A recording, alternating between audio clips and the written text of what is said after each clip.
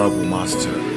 Zan miki wasa da dariya in kin fishi nai abun kunya, aitin da ba kya hayaniya, zama da ke zai abin sha'awa.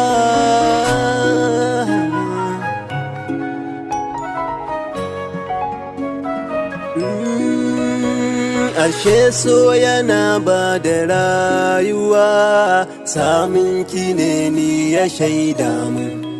Girmana yana ƙara hauhawa, da ko abokai sun kere mun.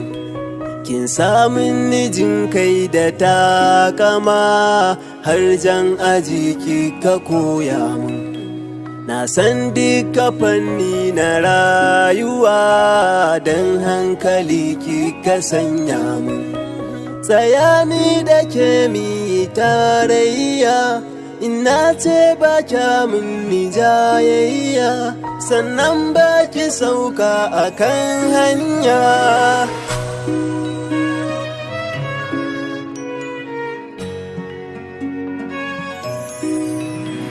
Ina kike ne bayyanan kanki, kin sani na fara rudewa.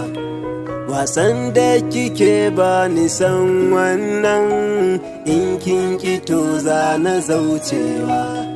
So ya mini ba ni da ƙarfi, nai rauni in kika dubawa.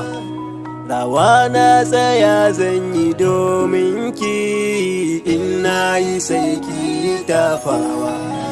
Zumuɗi nake yi na aure ki, ki zauna gida na kiyo mulki, suna za na sami ki yar kirki.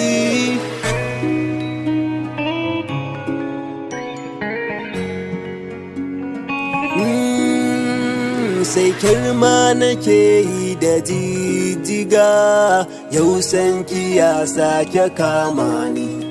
Tsoron da nake ji da razana, daure ki zo don ki ɓoye ni. Amanar ki karki mantuwa, abana ya ce ki kula da ni. Idan dai da rai za a mutuwa, to ban bar ki ko za a ƙone ni. Idan babu ke ban da rayuwa, kishin da nake ji ki ban ruwa, kalamai na so karki mun rowa.